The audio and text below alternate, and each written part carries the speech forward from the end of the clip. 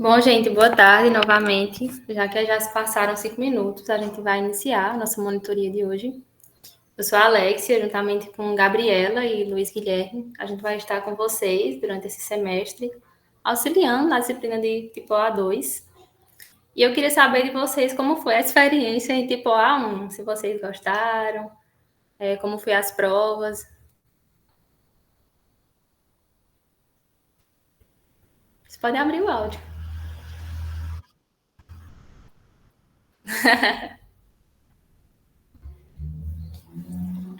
Então, é uma disciplina que é muito difícil, né? Porque tem muito conteúdo. É. Mas vocês já começaram a estudar? Como é que tá?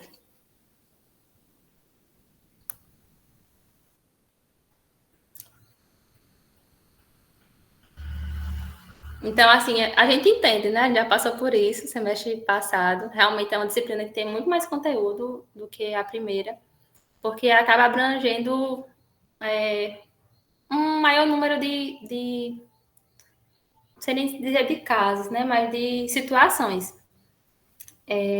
Mas a gente está aqui para auxiliar vocês durante esse semestre.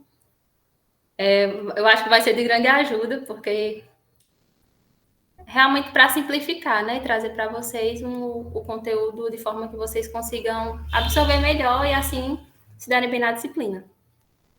Para esse primeiro momento, a gente preparou uma resolução de questões. O intuito da gente é colocar para vocês e vocês conseguirem irem respondendo no chat, a gente debatendo e colocando os conteúdos que a gente considera mais relevante ou mais importante, de acordo com as questões. Para que não fique tão monótono para a gente, nem para vocês. Pode falar, Débora. Meu áudio está baixo? Não, tá de boa. Vocês vão disponibilizar essas questões para a gente depois? Podemos mandar. A gente pode enviar depois. Pois eu vou começar aqui, eu vou desligar a minha câmera, porque eu não sei como é que vai ficar depois que eu começar a apresentar. Mas aí vocês podem abrir o áudio e a gente vai debatendo.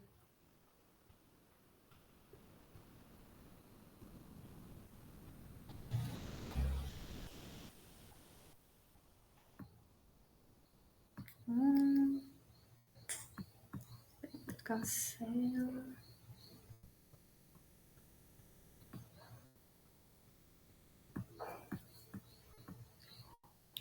Aí você só tem que me dizer aí se está aparecendo para vocês, porque eu já não estou mais vendo a sala. Está assim. Está em tela cheia? Ainda não. Entrou. Pronto. Tá dando para enxergar bem, Gabi? Tá sim, amiga. Bom, gente, os assuntos que foram passados para a gente, acho que foram ao todo 6. E aí a gente dividiu entre a gente para conseguir passar para vocês da melhor forma possível. Como eu falei, eu sou a monitora juntamente com Gabriela e Luiz Guilherme. A gente está disponível para auxiliar vocês durante esse semestre. O primeiro conteúdo que a gente tem é a inspeção sanitária de carnes e derivados. E quando a gente entra exatamente nesse conteúdo, já é muita coisa, né? Aqui a gente vai definir o que é carne, vai entender os processos de insensibilização, sangria, como isso ocorre, que é necessário os animais passarem por um jejum quando vão chegar para serem abatidos. E aí, à medida que a gente for adentrando nas questões, a gente vai discutindo melhor as dúvidas que vocês vierem a ter e também na resolução das questões. Para isso, eu trouxe essa primeira questão. Eu vou dar um tempinho para vocês lerem, e aí eu vou só ler as alternativas e a gente vai discutir aquilo que está certo e aquilo que está errado. Pode ser assim? Sim. Vou dar uns minutinhos aí para vocês lerem e eu já começo as alternativas.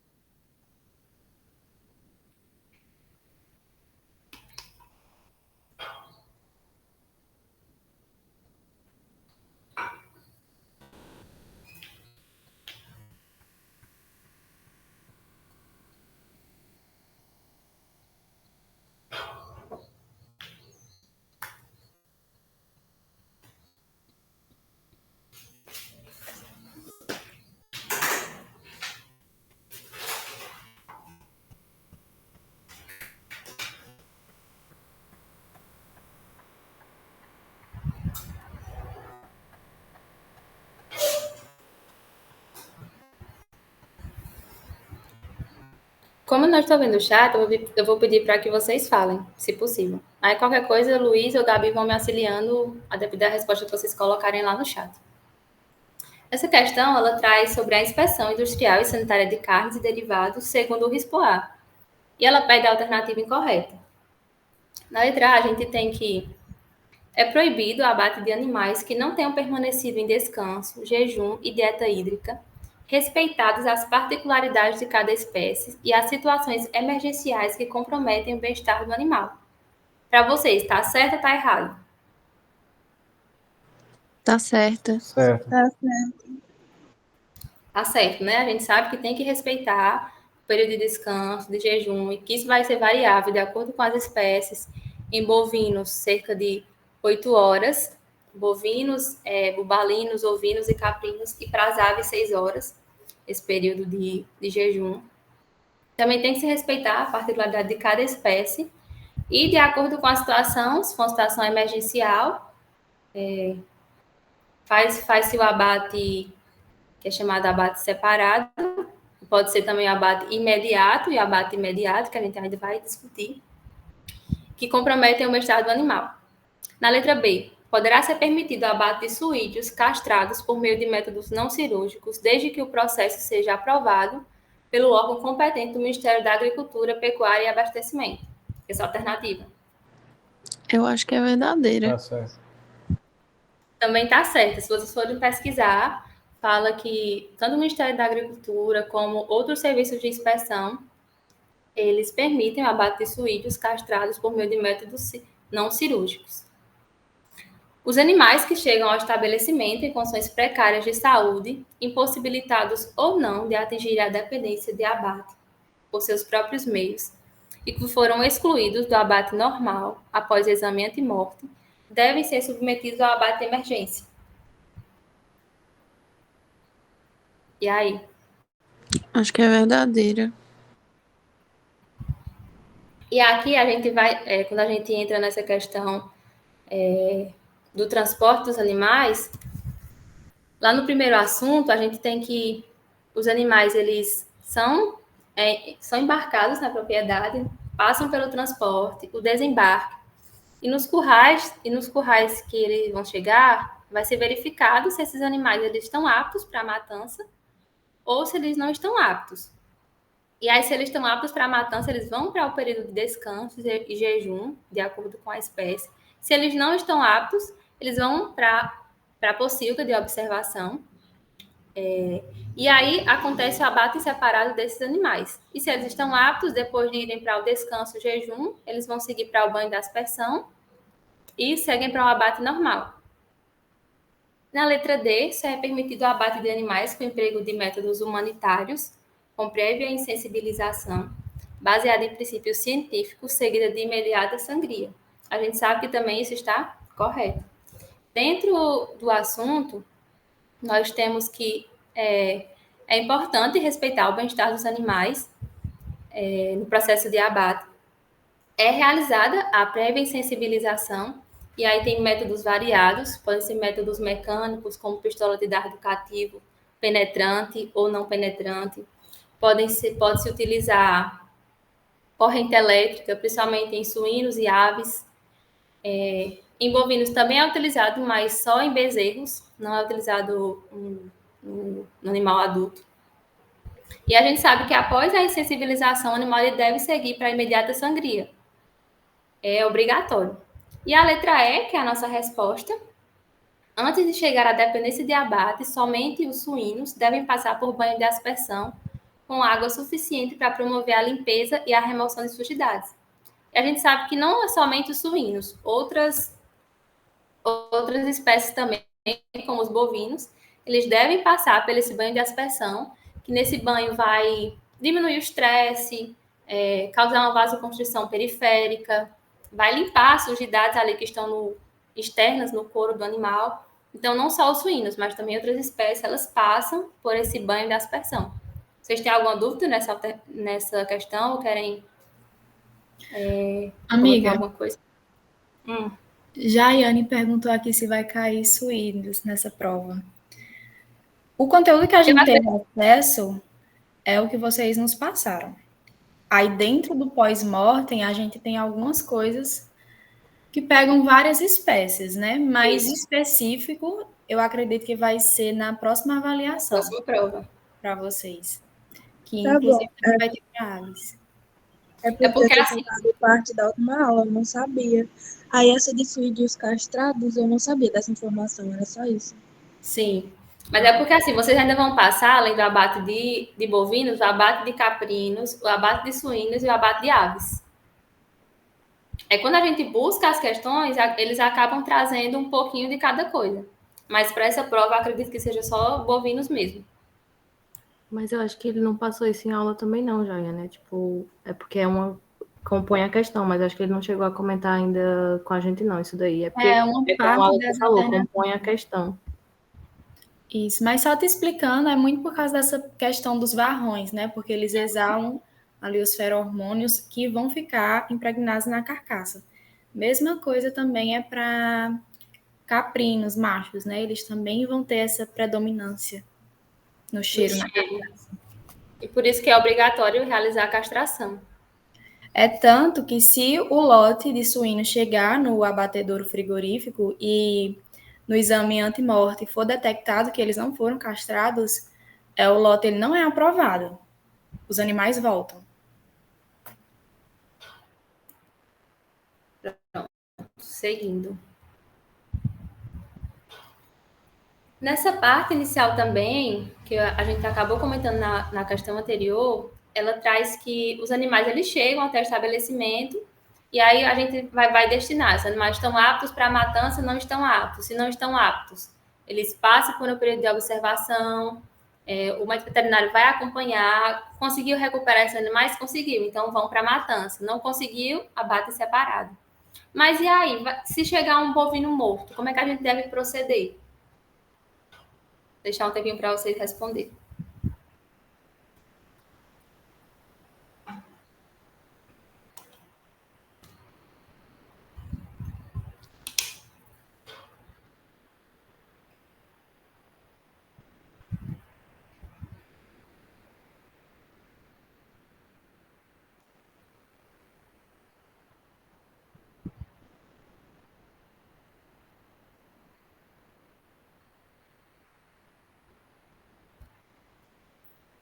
Nessa questão, ela traz um bovino morto nos currais do frigorífico deve ser: letra A, levado à matança de emergência na sala de matança antes dos demais animais serem abatidos naquele dia. Letra B, levado à sala de necrópsia e depois de determinada a causa da morte, ser autoclavado ou incinerado.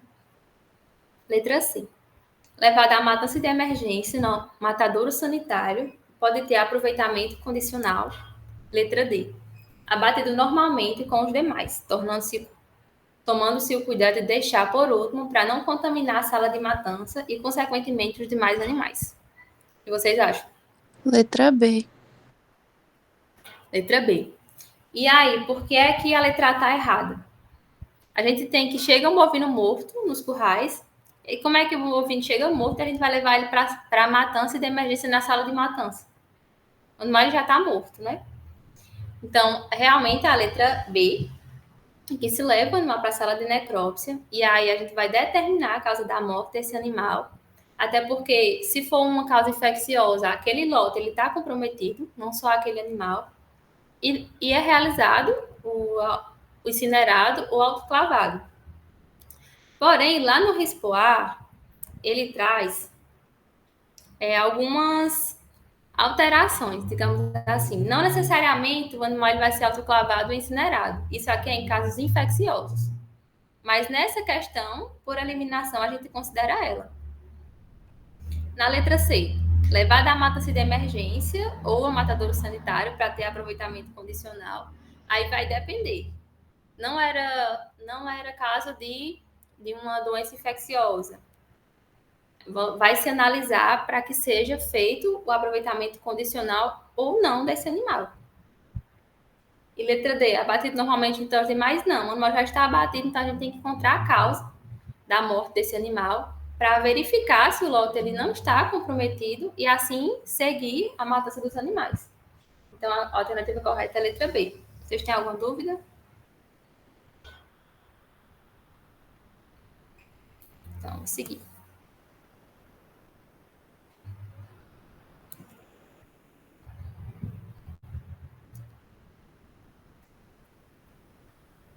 O padrão do Serviço de Inspeção Federal, ele é único. E o frigorífico, registrado, ele recebe um número que vai constar nos carimbos das carnes dos animais abatidos. Todas as carcaças são identificadas com carimbos registrados nos seguintes locais. Eu trouxe essa questão porque a gente pode achar que é besteira, mas não é. Foi uma questão que já caiu para a gente e é realmente uma questão de provas. Essa questão que eu trouxe é uma questão de concurso. Então, é importante também a gente saber onde é realizado as carimbagens das carcaças. E aí, vocês acham que é qual letra?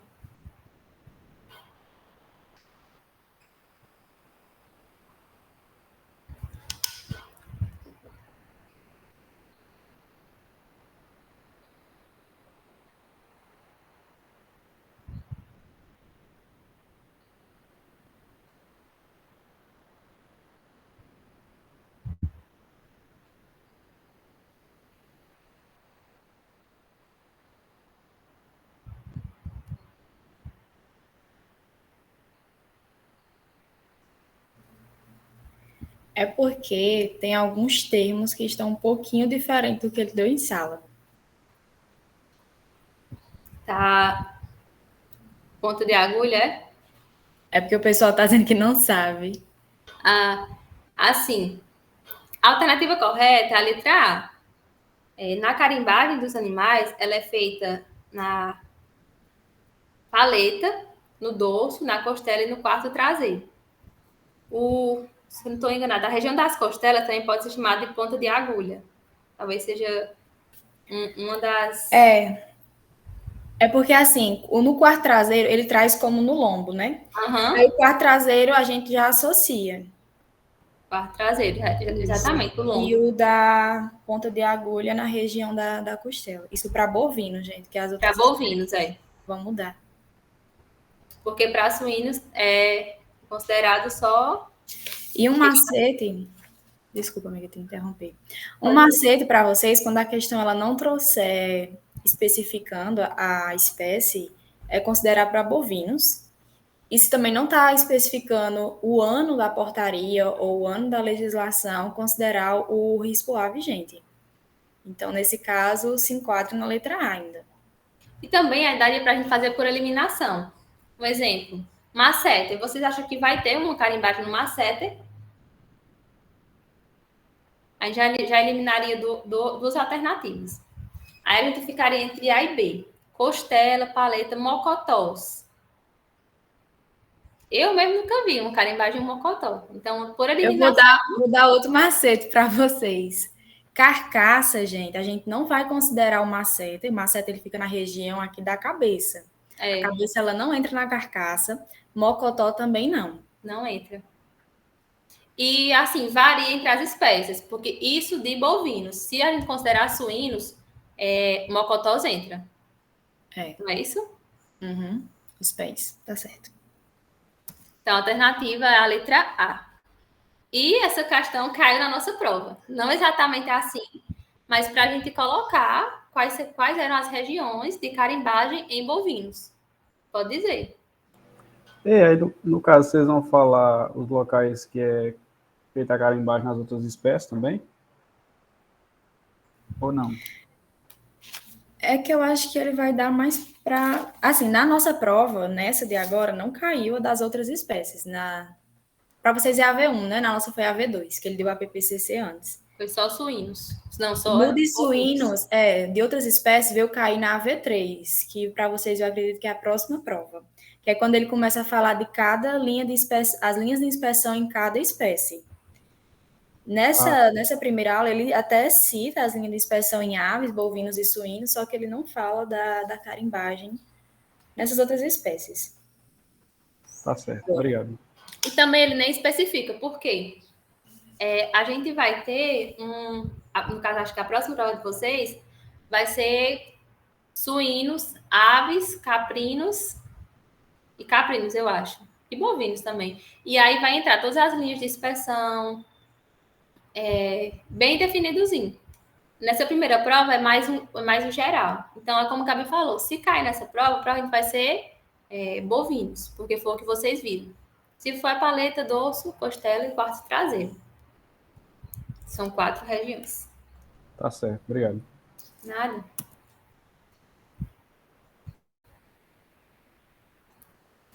Essa questão é um pouquinho mais longa e ela é de suínos. Porém, dá para vocês associarem também com bovinos, porque é com relação à insensibilização. A gente tem que uma das características de um abate humanitário é a realização de uma correta insensibilização do animal antes de sua sangria. Algumas avaliações podem ser realizadas em um animal insensibilizado para identificar se houve a correta e efetiva insensibilização. A gente sabe que isso é muito importante porque o animal também tem que ser respeitado no momento do abate, garantir também o bem-estar. Então, é sensibilizado para que depois passe pelo processo de sangria. Considerando esse aspecto, assinale a opção que indica as características anatômicas e fisiológicas de um suíno corretamente sensibilizado. Nessa primeira aula, ele vai trazer, depois da lei de sensibilização, como é que a gente avalia que o animal ele foi realmente sensibilizado. E nós temos 2 fases, basicamente, que é a fase tônica e a fase clônica. E a fase tônica é a fase inicial. Nessa fase, é aquela que o animal vai colapsar. Um exemplo, o bovino. Ele entrou lá no box de sensibilização, sofreu ali foi sensibilizado com aquela pistola pneumática, e aí ele colapsa, né? Ele cai. Eu não sei se vocês já visitaram um abatedor, mas o bovino ele vai cair. E aí, o animal colapsa, a musculatura dele vai se tornar rígida nessa primeira fase, que é a fase tônica. A respiração dele vai ficar arrítmica e ele vai ter algumas características, como cabeça levantada, membros anteriores estendidos e os posteriores flexionados. E após essa fase atônica, a gente tem a fase clônica, que é contrária à fase tônica. Se na primeira fase o animal ele vai enrijecer, na segunda fase ele vai ter um relaxamento progressivo da musculatura. Ele vai também ter pedaleios ou pontapés involuntários, movimentos descendentes do globo ocular e vai apresentar algumas características como micção e defecação. Então, tendo em vista isso, a gente sabendo que a primeira fase é a fase tônica e não a clônica, a gente já elimina B, C e E. A gente fica entre D e A. A diz o seguinte: início da fase tônica com contração da musculatura, certo? Flexão de membros traseiros, certo? Extensão de dianteiro, certo? Ausência de reflexo corneal. Seguida da fase clônica, certo? Com movimentos de pedaladas, chutes involuntários, seguido de relaxamento da musculatura e ausência da respiração rítmica. A gente pode ver que, de acordo com o que eu falei, a alternativa está totalmente correta. Já na letra D, vamos ver o que está errado na letra D. Contração da musculatura, certo? Movimentos de pedalada, não. Ele passa a ter movimentos de pedalada na fase clônica. Chutes involuntários também na fase clônica. E deixa eu ver aqui na fase clônica o que é que ele coloca. Flexão de membros traseiros, não, é ao contrário. É na fase tônica. E ausência de respiração rítmica. Então,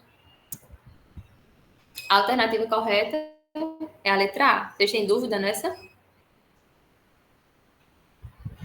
Não, tá ok.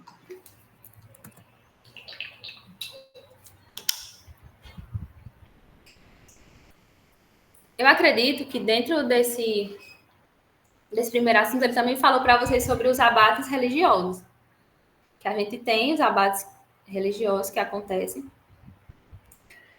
E falou especialmente do abate kasher, ou kosher, o halal e o jacta. Jacta, mais ou menos assim. O kasher, normalmente são pessoas de fé judaica que realizam esse tipo de abate. E as carnes que são consideradas: suíno, camarão, lagosta e frutos do mar. Já na halal, a gente tem pessoas de fé islâmica E as carnes permitidas, vacas, cabras, camelos, ovelhas, patos, frangos e outros. E a jacta, que é a decapitação do animal, são devotos do sikhismo. Aqui ele não disse quais seriam as espécies. Mas tendo em vista que a gente tem esses abates religiosos, que são os únicos abates que não são realizados em sensibilização, porque são por questões religiosas, a gente tem essa questão. Os animais cujo abate recebe essa denominação só são permitidos se forem destinados ao total ou parcialmente ao consumo pela comunidade religiosa que os requer ou para o comércio internacional com países que façam essa exigência. Essas denominações aplicadas de abate significam o quê? A gente está falando aqui do abate kosher e do abate halal. Letra A, os animais serão abatidos de acordo com os ritos judaicos ou islâmicos, respectivamente. B, os animais serão desossados logo após a sangria. A gente nem falou sobre isso, né? Não serão abatidos animais com mais de 24 meses de idade, também não foi definido. A caixa craniana dos animais abatidos será preservada, informou, isso também não foi dito. E esses abates ocorrerão apenas nos dias pares. Também não foi uma coisa mencionada nesses abates. O que a gente sabe é que o abate caixa, ele é relacionado pelos judaicos e o halal pelos islâmicos. E são abates que não se realiza a insensibilização prévia. Então, como alternativa correta, temos a letra A. E essa também foi uma questão que caiu na nossa prova. Não exatamente assim, mas perguntando sobre os abates religiosos. Alguma dúvida? Seguir. Só complementando, pode voltar lá, amiga. A carne kosher, o kasher, ela também, o abate, ele também é chamado de shechita, né? Uma coisa assim, que ele passou em sala. Porque eu não vi nas questões, aí eu não trouxe. Nas questões aborda muito como kosher ou kasher, então acaba sendo sinônimos, caso vocês encontrem, né? Mas ainda permanece sendo da fé judaica, do judaísmo. Pode passar.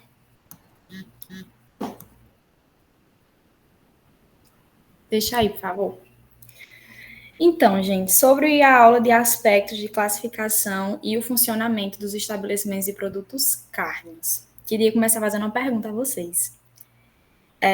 Vocês sabem quais são os estabelecimentos? Vou dar a dica, são 2.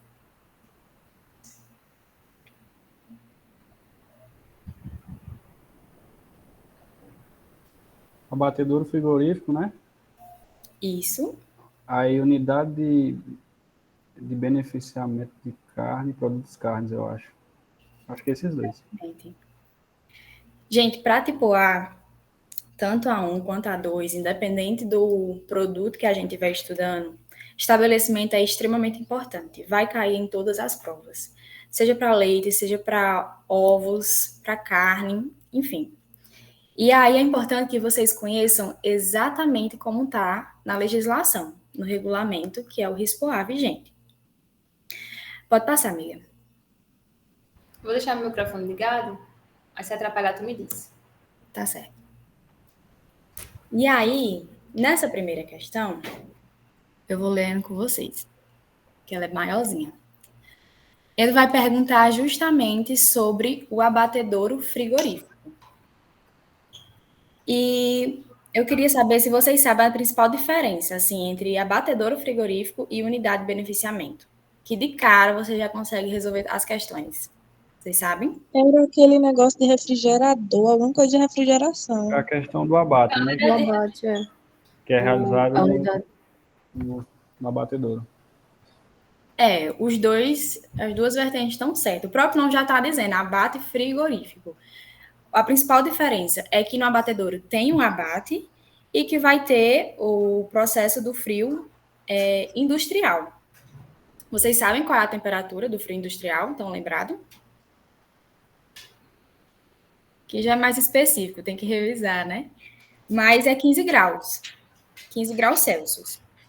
E por que, quando a gente está falando de frio, por que não faz menos do que 15 graus Celsius? Porque a carne, quando ela está passando pelos seus processos de transformação, né? A gente tem primeiro o músculo, vai ser transformado em carne. Se você faz ali 10 graus, ou até mesmo 5, 0, pode ter queimadura pelo frio. E aí a carne ela vai se apresentar desidratada, escurecida, encurtada, que não é o ideal, né? Deixa de caracterizar o produto. Então vamos lá para as questões. Lembrando que a gente está falando de abatedouro frigorífico.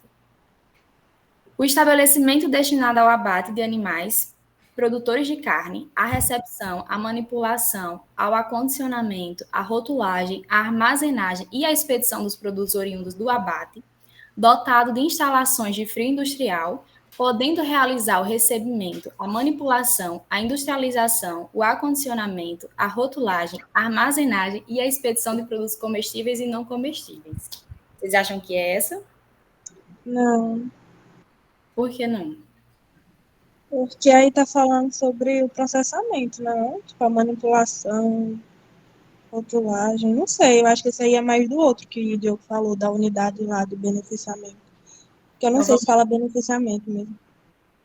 Então vamos ver as próximas. Letra B. A unidade destinada à elaboração de derivados carne. Isso aqui eu não vou nem continuar, que já está dizendo que é uma unidade de derivados, né? Não se enquadra no nosso ponto, que é o abatedouro frigorífico. Pode passar, amiga. Letra C. O estabelecimento destinado de forma restrita à armazenagem e à expedição dos produtos oriundos do abate, podendo realizar exclusivamente o acondicionamento, a armazenagem e a expedição de produtos comestíveis e não comestíveis. Aqui já está falando, aqui já está trazendo também da parte de derivados. E ainda assim, como eu falei inicialmente para vocês, você tem que saber de qual é salteado o que fala em cada estabelecimento. O que é a legislação, que a gente chama de lei seca, quando a gente vai estudar isso para concurso, o regulamento que a gente está estudando se chama de lei seca. O que é a lei seca? Ela, no seu jeitinho que veio ao mundo, está dizendo. E aqui ela não se enquadra, né? Na letra D, a gente vai ter a descrição da unidade de beneficiamento. Essa descrição está todinha bonitinha. Só que aqui, justamente por estar correta para a unidade de beneficiamento, não vai trazer nem a questão do abate, nem do frio industrial. Então, pode passar. A correta realmente vai ser, nesse caso, a letra A. Alguma dúvida? E assim, gente, só complementando, como o Gabi falou, vocês têm que saber exatamente o que está escrito no RISPOA em relação ao que é um abatedor frigorífico, o que é uma unidade de beneficiamento. Isso vai cair em toda a prova e é bom vocês saberem exatamente como está escrito. E assim, eu não acho que a de vocês vai ser aberta nessa questão de estabelecimentos. Mas se for, o correto é abatedouro frigorífico e unidade de beneficiamento de carnes e produtos carnes. Colocar só unidade de beneficiamento não está correto. Nas nossas provas, quem colocou na parte de ovos, de leite, só unidade de beneficiamento, justamente por isso, porque a unidade de beneficiamento vai ter para todos os produtos. Então, a gente não está determinando, né, especificando. Pode passar. Vou ler com vocês esse daqui também. Fala sobre o RISPOA 2017 e a gente vai analisar quais dessas assertivas estão corretas. Item 1. Os estabelecimentos de produtos de origem animal que funcionem sob serviço do CIF podem realizar comércio interestadual e internacional de tais produtos. Correto ou errado? Tá certo. Exatamente. O CIF é o único dos serviços que a gente consegue ter esse comércio entre estados, entre municípios, incluindo também o Distrito Federal, tá? E entre países, precisa do CIF. Existe casos, sim, onde a gente vai ter comércio internacional, no caso, por exemplo, do selo Arte. Mas para o SIM, que é municipal, e o estadual, não se encaixa. E, salvo engano, nem é somente o celular, também precisa do CISB, do POA. Item 2. A execução da inspeção e da fiscalização pelo Departamento de Inspeção de Produtos de Origem Animal isenta o estabelecimento de qualquer outra fiscalização industrial ou sanitária para produtos de origem animal. O que vocês acham?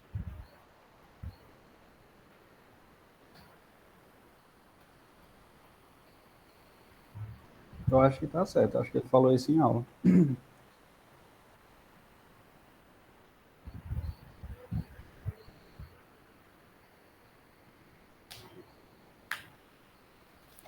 Exatamente, essa daí eu não tenho nem dúvidas que ele falou. Porque quando, no caso, por exemplo, do abatedouro, de produtos em que tem a presença do CIF, do médico veterinário de serviço oficial, não vai ser necessário, no caso do DIPOA, né, pertencente ao DIPOA, não vai ser necessário que haja... Amiga, tava faltando um item, tu passou pro gabarito. Ah, foi sem querer, não quis Mas pode passar, deixar. não. Pode deixar. Como já teve, ele não precisa passar por uma reinspeção, porque já está dentro do adequado. Item 3. A inspeção federal em caráter permanente, ela consiste na presença do Serviço Oficial de Inspeção para a realização dos procedimentos de inspeção e fiscalização em unidades de beneficiamento de carne e produtos cárnicos. Ok, essa está errada. Qual é o erro dela? Vou deixar vocês lerem.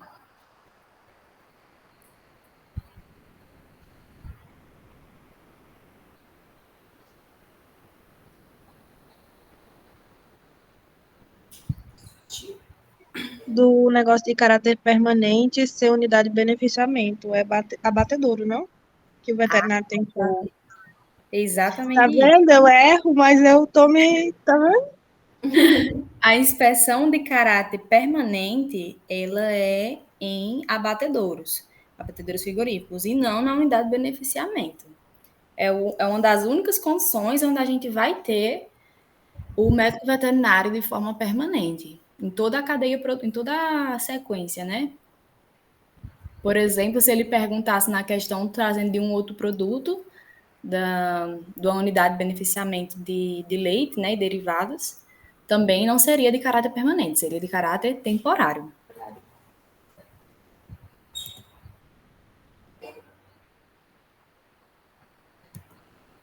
Eu volto? Volta.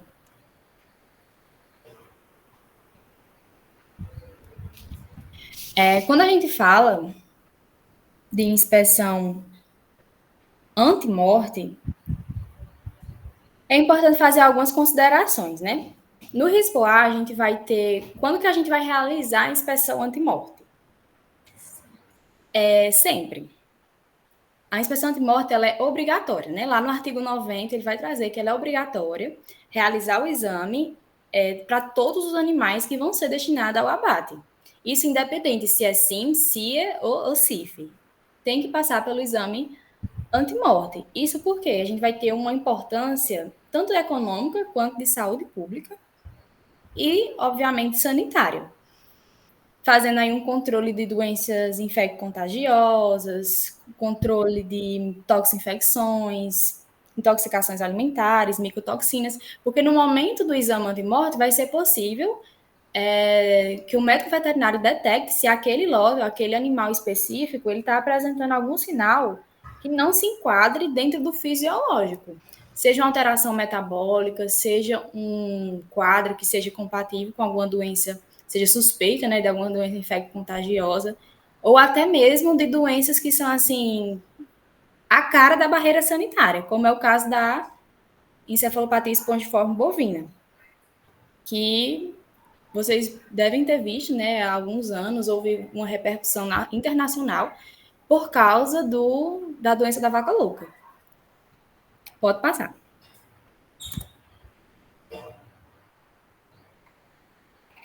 E aí a gente tem que o abatedouro frigorífico ele é o estabelecimento destinado ao abate dos animais produtores de carne. Os animais que chegam a este local em condições precárias de saúde, impossibilitados ou não de atingirem a dependência de abate por seus próprios meios, os que foram excluídos do abate normal após exame anti-morte, então, O animal chegou, foi excluído do antemorte, foi separado, isolado, e aqueles com sinais clínicos de paralisia decorrente de alterações metabólicas ou patológicas. Eles vão ser submetidos a qual tipo de abate? Vocês acham que é um abate de emergência, um abate normal, que não se faz o abate, retorna para a propriedade, um abate sem sensibilização ou um abate religioso?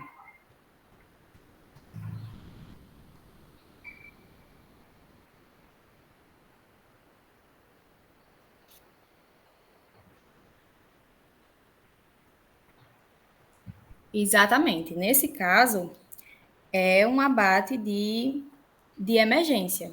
Pode passar, amigo. É um abate de emergência, porque a gente vai ter um animal que está apresentando um quadro patológico, não está normal, digamos assim, entre aspas. E aí, entrando em acordo com o que a Alexa já explicou para vocês, vocês acham que seria, nesse caso, uma matança de emergência imediata ou imediata? Estão lembrados sobre?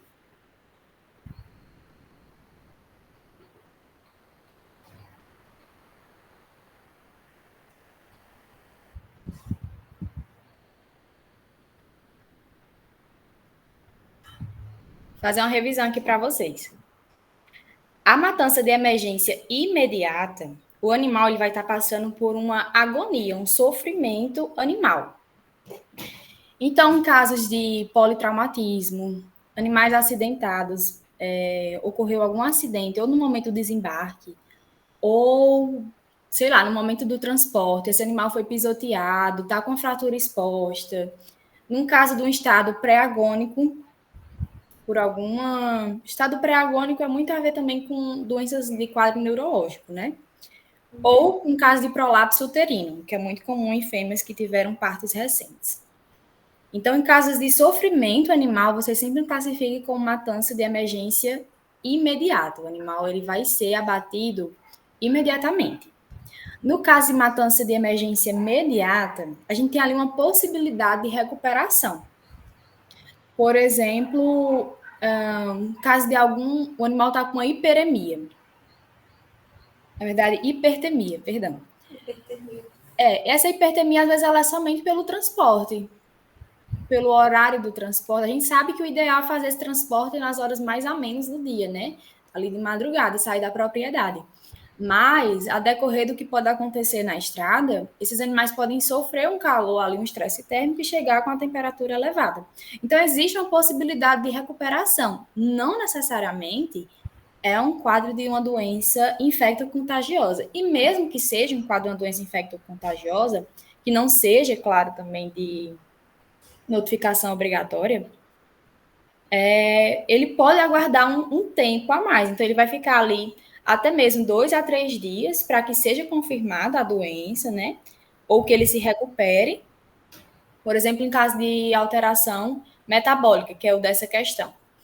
Ele tem a possibilidade de recuperação. O animal ingeriu ali uma grande quantidade de concentrado, ele vai ser isolado dos demais animais e vão tentar passar ali 24 horas, por exemplo.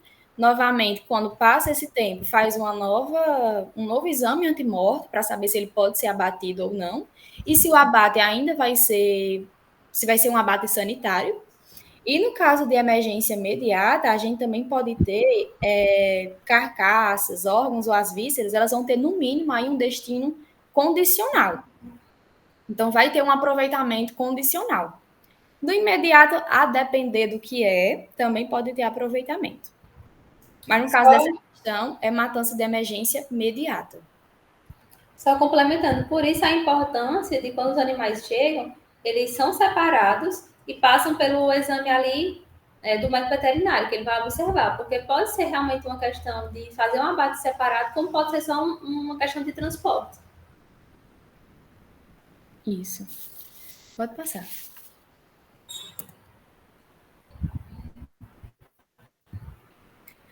Vamos lá. Também com base na inspeção antimorte.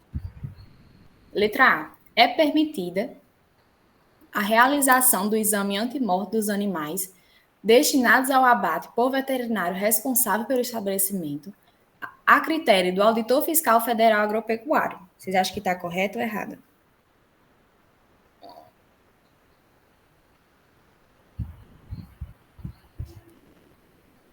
Podem chutar, não tem problema não.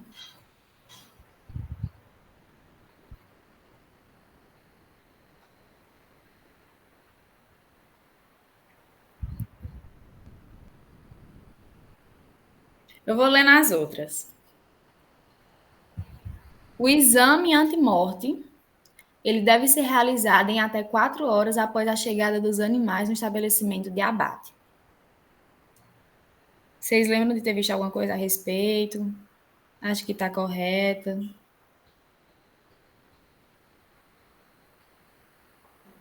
Eu acho que é 2 horas, não? 2? Vamos ver a próxima. O exame antemorte ele será repetido caso decorra período superior a 24 horas entre a chegada dos animais e o momento do abate. Parece correto ou errado?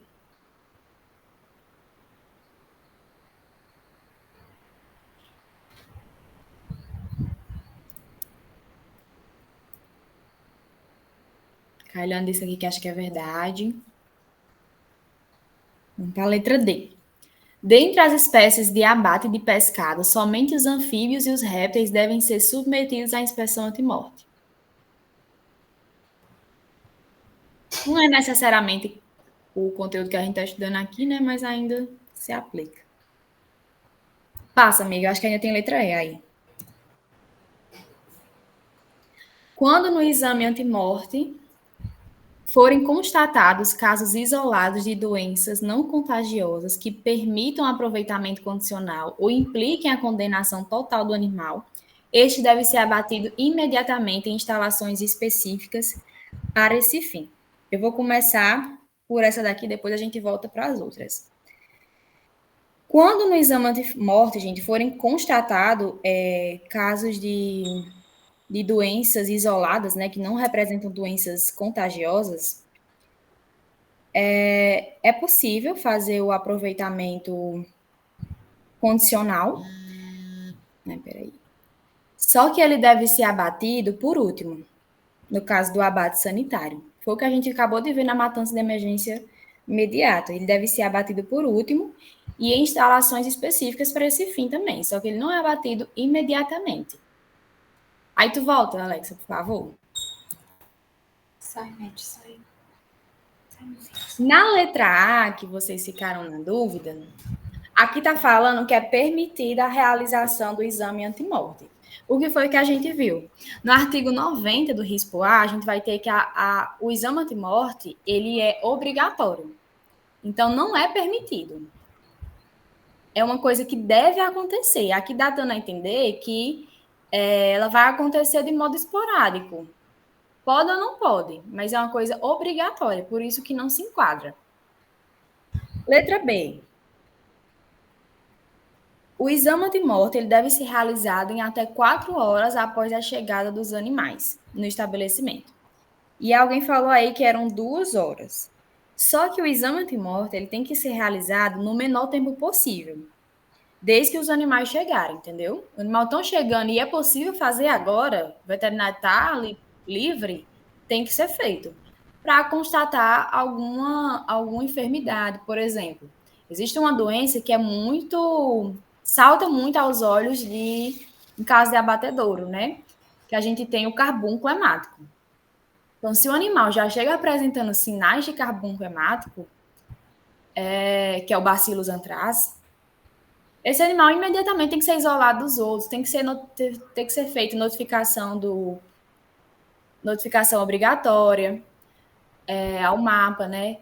Tem que parar todo o frigorífico. Então, é muito importante fazer o exame antemorte assim que os animais chegam.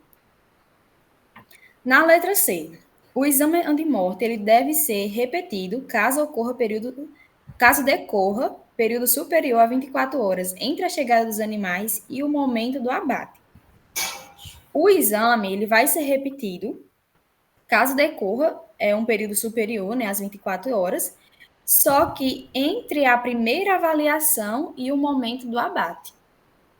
Não é após a chegada dos animais, ou não é entre a chegada dos animais e o momento do abate. É assim que fez o exame antemorte. Se por acaso esse exame antemorte só foi feito 1 hora depois que os animais chegaram, então, mesmo que tenha que ser feito o quanto antes, né? Mas não tem determinação de tempo, esse exame vai ser repetido, né, por acaso dos animais não terem respeitado o jejum hídrico e alimentar. Então, eles passam ali um tempo, e aí depois de 24 horas que foi feito o exame antemorte, repete. Então, para essa questão, pode botar no gabarito. Para essa questão, a gente vai ter a letra D. Dentre as espécies de abate de pescado, somente os anfíbios e os répteis, eles devem ser submetidos à inspeção antemorte. Quando tem pescado, a gente vai ter os moluscos, né, os peixes, enfim, anfíbios e répteis. Dentre a categoria de pescado, os únicos que passam por inspeção antemorte realmente é anfíbios e répteis, né? Tanto a família Alligatoridae quanto os quelônios. E os anfíbios. Deu para entender? Sim. Vamos para essa, eu acho que é a última. Sobre a inspeção antemorte e a atuação do Serviço de Inspeção Federal, assinale a afirmativa correta. Letra A. O abate de animais desacompanhados de documentos do trânsito é permitido. Acho que vocês viram também em antemorte, né, que ele fala de algumas medidas sanitárias para recebimento e transporte. E aí a gente vai ter que uma dessas medidas importantes é que seja apresentado o guia de trânsito animal. 2 documentos extremamente importantes para receber os animais no desembarque lá no abatedouro. Boletim sanitário e GTA. Se perguntar qualquer outra coisa, CISBOV, enfim, não. O que são obrigatório é boletim sanitário e GTA. Claro que o CISBOV ele vai ter uma agregação de valor ao produto. Pode falar. Precisa ter os dois ou é só um ou outro, sei lá? Não, as duas são obrigatórias. GTA e boletim sanitário. Então, essa alternativa ela já está errada, porque fala que os animais podem chegar desacompanhados dos documentos de trânsito. E eles não podem. Se não chegar com GTA, volta. É a mesma coisa da Expocrato. Eu acredito que a maioria que já estagiou na Expocrato, a gente recebe lá o GTA dos animais. Tem lá, essa novilha aqui, da pelagem preta, brinco tal, fêmea, obviamente, ela tem os exames lá negativos para tuberculose e brucelose. Então, tem que estar detectado, tem que estar descrito tudo isso na documentação do animal. Letra B. No abate de espécies de pescado, apenas os répteis precisam ser submetidos à inspeção antemorte. A gente acabou de ver na questão anterior que são répteis e anfíbios. Letra C. As carcaças de animais que tiverem morte acidental no estabelecimento de abate podem ser destinados ao aproveitamento condicional. O que é que vocês acham dessa?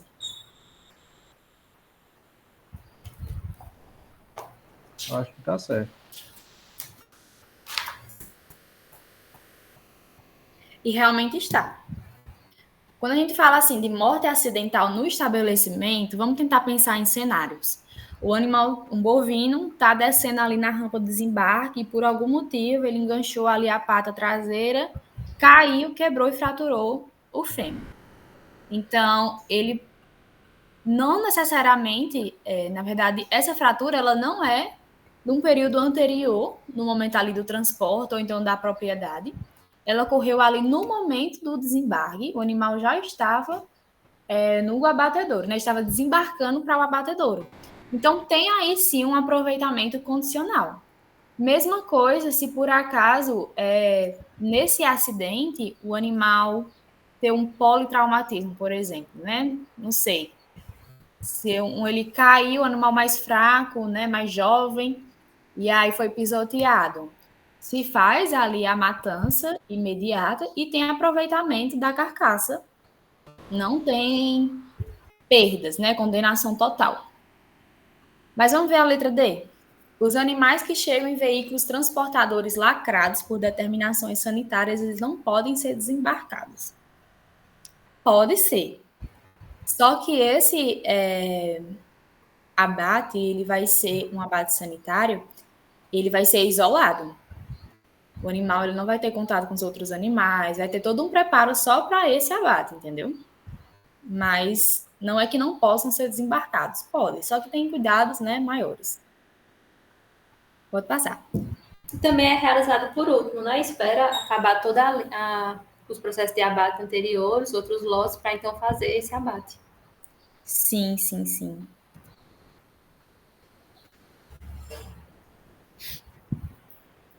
Pode passar. Tem uma questão ainda, eu acho. Também sobre GTA. Eu lembro que na nossa prova caiu algumas questões de GTA. E eram muito bem elaboradas. A Guia de Trânsito Animal é um documento obrigatório para a movimentação dos animais em todo o território nacional, à exceção de animais bovinos e bubalinos. E aí a continuação da questão são as alternativas. Não está dizendo que bovinos e bubalinos eles não precisam do GTA, não é isso, mas vamos ler. No caso de bovinos e bubalinos fêmeas que serão expostas em feiras, machos que se destinam à coleta de sêmen, vivos destinados ao abate, vivos destinados à reprodução ou mortos destinados à análise da causa mortis. O que vocês acham dessa?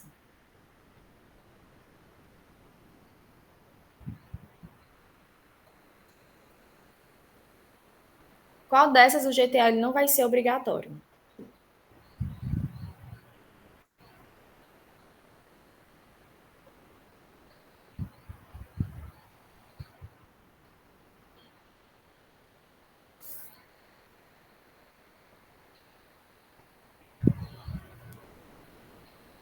Nem chutam?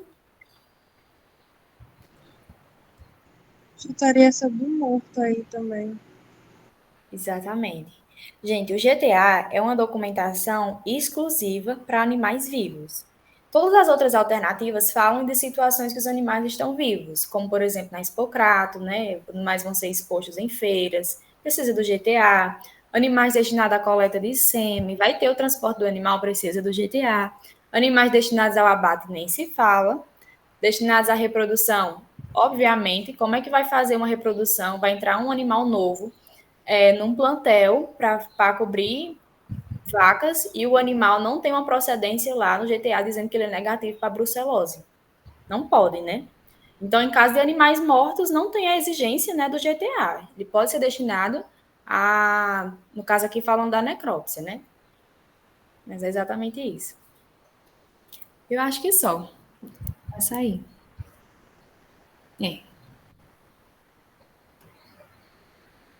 Boa tarde, pessoal. Estão me escutando?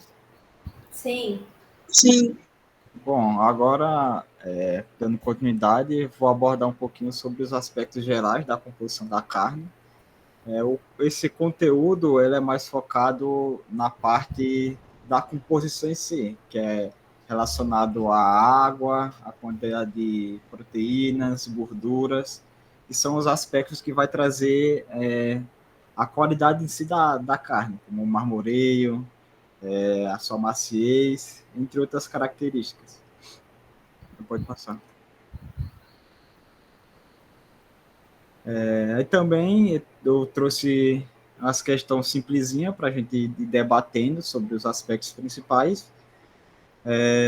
E para dar início aqui, eu trouxe uma questão relacionada ao pH, que é a questão que é o ponto-chave principal quando se aborda o aspecto da carne em si. Vai estar muito bem relacionado com esse pH. Aí, nessa questão que eu trouxe, ele vai perguntar quais são os fatores que estão relacionados às características qualitativas da carne, como cor, maciez, textura e a capacidade de retenção de água. Aí, na alternativa A, ele fala da umidade relativa do ar do abatedouro. Aí, nessa aqui, já descarta porque não tem muita coisa a ver com a carne em si. Alternativa B, que é a redução do pH da carne. O que vocês acham dessa alternativa? Tá correta. A redução do pH, ela vai estar diretamente relacionada com o CRA, que é a retenção da água, justamente por ele interferir na carga muscular e com a capacidade da fibra muscular de reter água. Que aí vai ter a diferenciação da carne DFD com a PSE, que vai ser de acordo com o grau do pH. Aí essa B é a alternativa certa, mas vamos dar uma olhada nas outras alternativas. E aí diz a quantidade de gordura entremeada nas fibras musculares. Ela sim traz uma qualidade na carne, porém ela não está ligada diretamente com a retenção de água. Já a alternativa B cita a quantidade de colágeno presente na musculatura. Ela também pode trazer característica negativa para a carne, deixando ela mais rígida, porém vai também depender do corte, porém ela não também influencia diretamente a retenção de água. E o teor de mioglobina, que também não está diretamente ligado com a retenção de água. Aí pode passar. Aí vai ser a redução, que daqui para frente eu vou entrar um pouquinho mais detalhes do que por que o pH vai influenciar nesse aspecto da carne. Passar. Bom, aí nessa aqui, ela vai abordar sobre a capacidade de retenção de água, que é um fator determinante para a textura da carne. Aí vai ser para você dizer qual das alternativas descreve corretamente os fatores que influenciam diretamente essa capacidade de retenção de água. Aí a alternativa A, o pH pós-morte afeta a carga das proteínas musculares, modificando a interação com a água, enquanto a temperatura de resfriamento influencia a velocidade de desnaturação proteica. O que vocês acham dessa alternativa?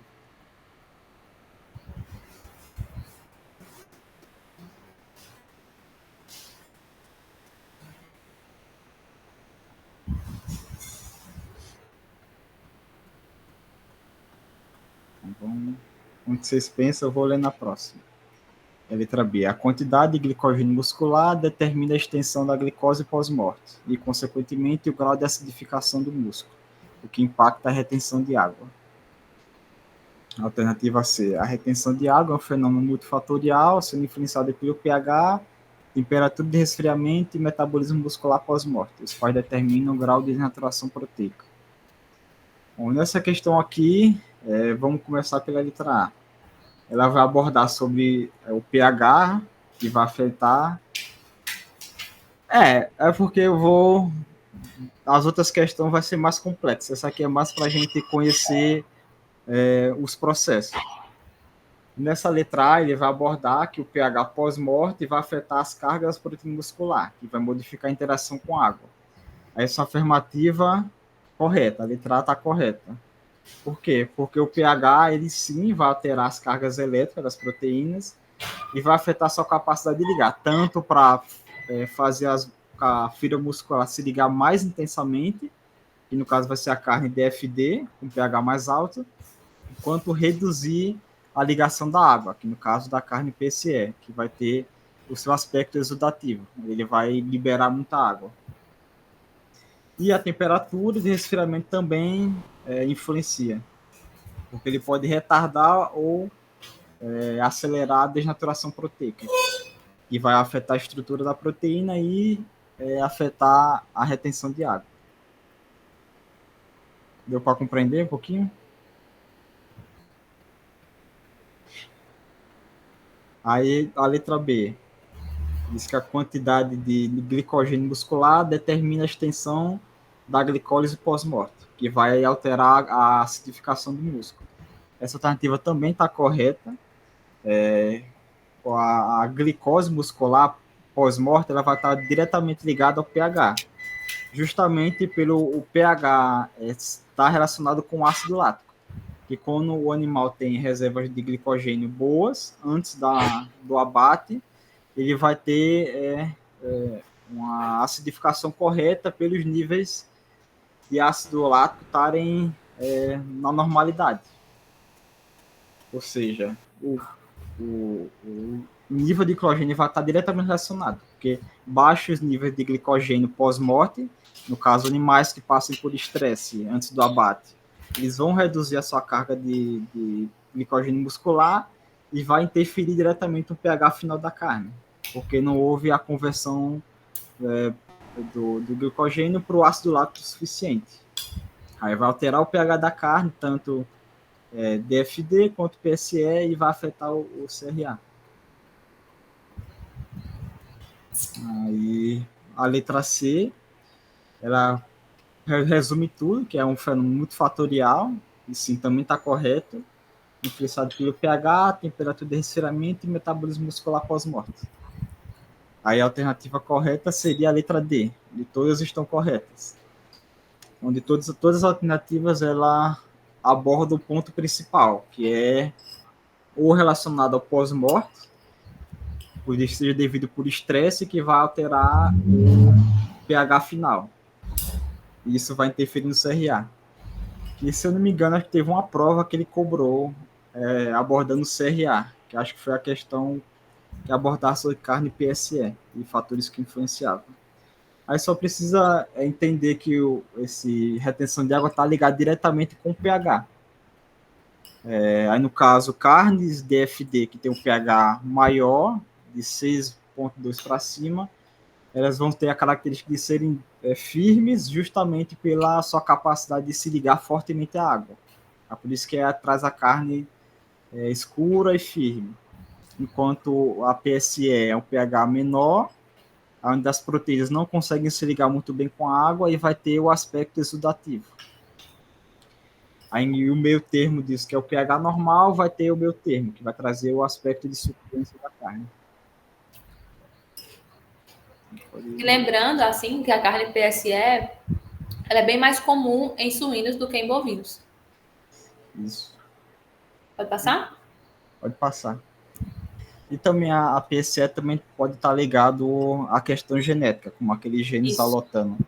Agora só não lembro a espécie específica. Dos suínos, né? Isso, que tem esse gene zalotano. É o Duroc. Duroc. A raça.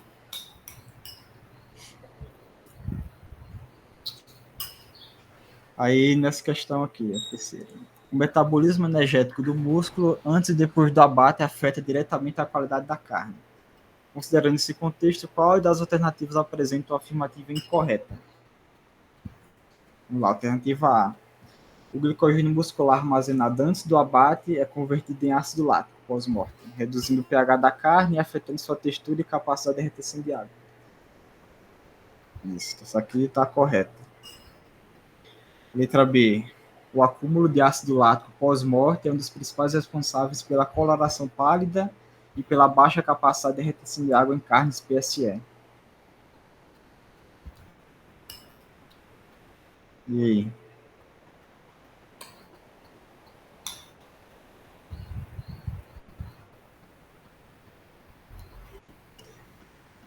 Aí essa alternativa também está correta, onde o rápido acúmulo de ácido lático vai levar a uma queda abrupta do pH, causado principalmente devido ao estresse antes do abate.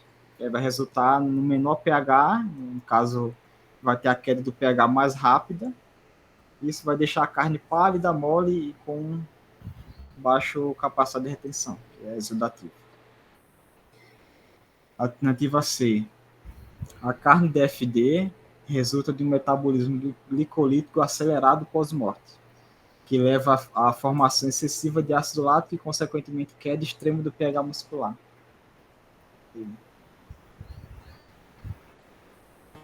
Isso, essa aqui é a alternativa correta. No caso, ela é incorreta. Que essa alternativa ela descreve a carne PSE, não a DFD. A DFD ela vai ter a característica de ser o estresse prolongado pós-abate, onde vai ter uma baixa reserva de glicogênio antes do abate, que vai levar o pH elevado, não o pH, uma queda extrema do pH, como ocorre na carne PSE. E a letra D, ela diz que a taxa de acidificação pós-morte pode influenciar por fatores como manejo pré-abate, tipo de fibra muscular predominante e temperatura da carcaça pós-abate. E sim, essa alternativa também é a correta. Fatores como manejo pré-abate, tipo de fibra e a temperatura vão sim influenciar a taxa de acidificação pós-morte, justamente devido ao estresse. A alternativa dessa questão é a letra C. Descreve o errado. A carne de FD ela vai ter o pH maior, não a queda. Bom, essa questão aqui é mais extensa. Que ela vai abordar sobre a composição química da carne e para analisar as afirmativas. Aí o item 1 diz que a água é o componente majoritariamente da carne, correspondendo a cerca de 65 a 80% da sua composição. E sua quantidade pode ser influenciada pelo pH pós-morte, pelo teor de gordura e pelo grau de maturação da carne. O que você acha dessa alternativa? Está correto. Item 2. As proteínas são o segundo maior componente da carne e podem ser classificadas em sarcoplasmáticas, miofibrilares, estromáticas, e que essas proteínas estomáticas, como colágeno, são altamente solúveis e responsáveis pela maciez da carne em cortes de animais mais velhos. E aí?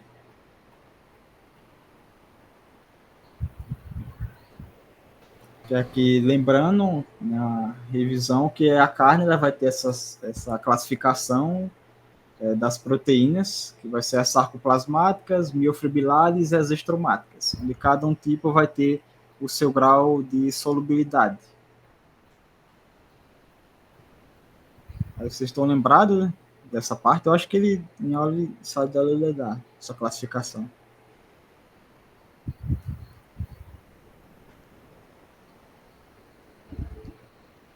Aqui na alternativa ela aborda sobre o colágeno, que são proteínas estromáticas, serem altamente solúveis. Aí, no caso, colágeno é uma proteína insolúvel.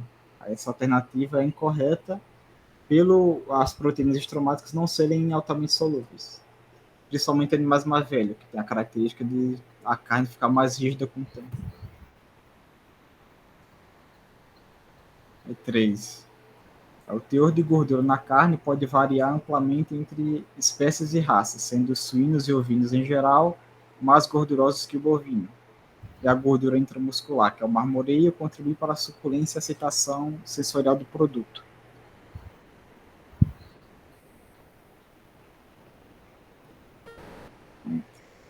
Correto.